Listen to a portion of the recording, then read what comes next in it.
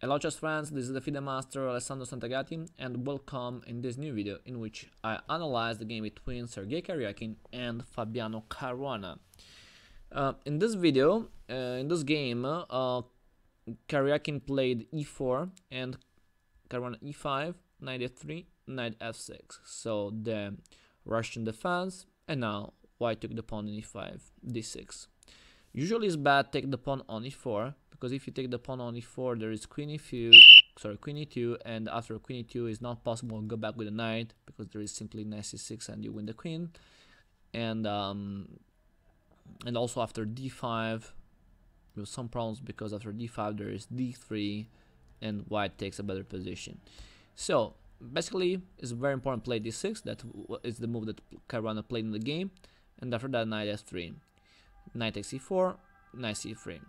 The idea about knight c3 is trade the knights and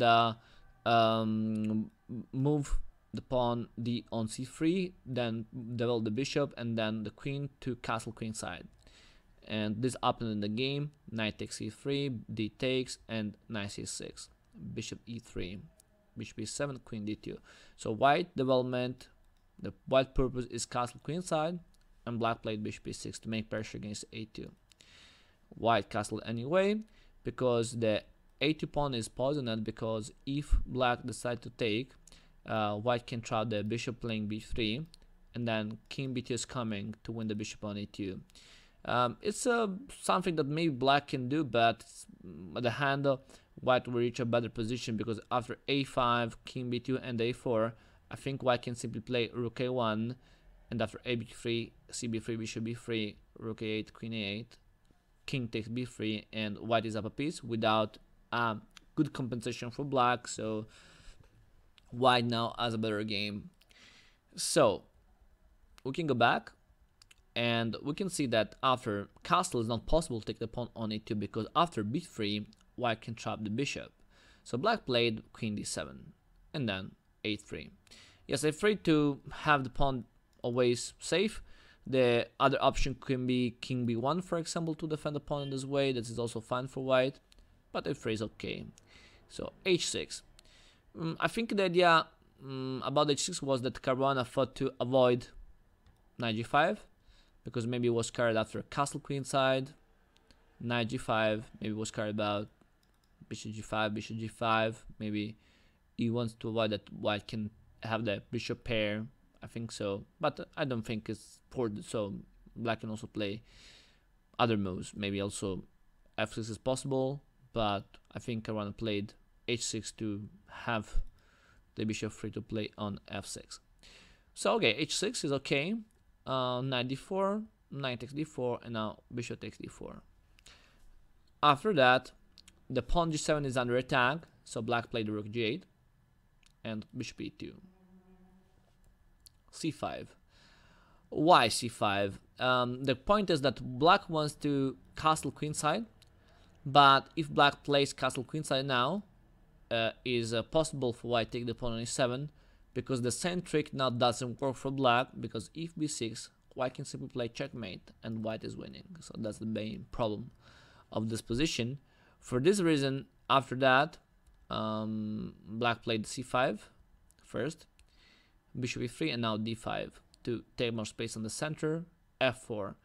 F4 is a classical idea because white wants to take more space on the king side and then bring the bishop to f3 to attack d5. So castle queen side, and now bishop f3.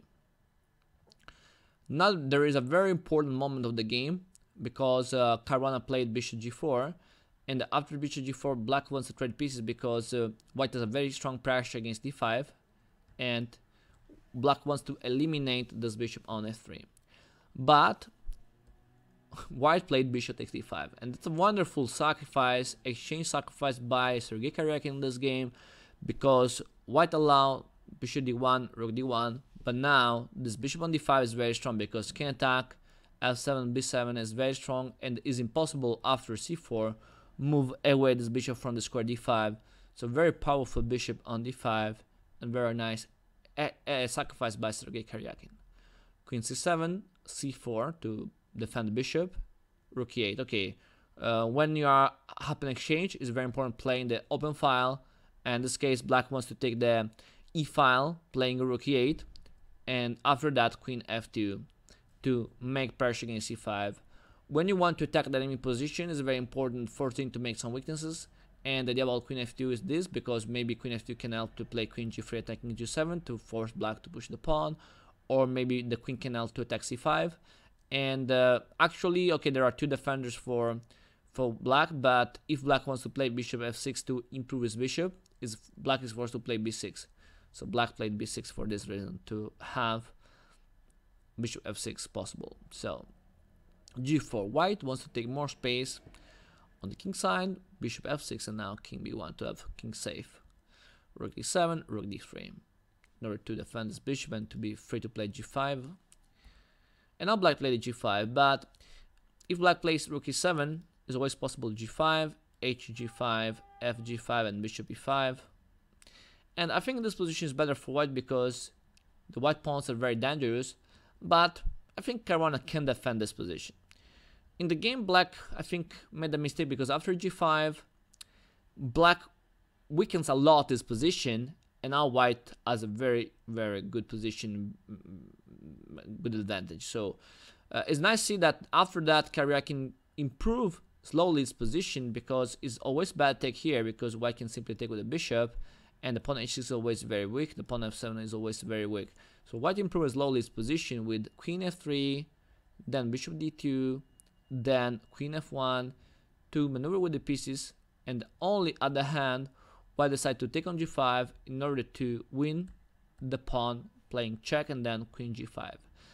After that, white wants a very important pawns, and the pawn h is very dangerous. So black wants to trade the queens, but white keep the queen, because usually when the enemy king is worse in the position, is a good idea keep the queen in the game. So white played queen h6, and now king d8, g5, queen d6, and queen h8, rook e8, queen h4, and queen g6. Okay, queen g4, the idea is prepare h4, h5. That's a very strong plan, because if black ignores that, I don't know, if black plays king somewhere, maybe something like that, white can always play, yeah, maybe bishop e4, there is a tactical trick, but also h4, h5 is always nice.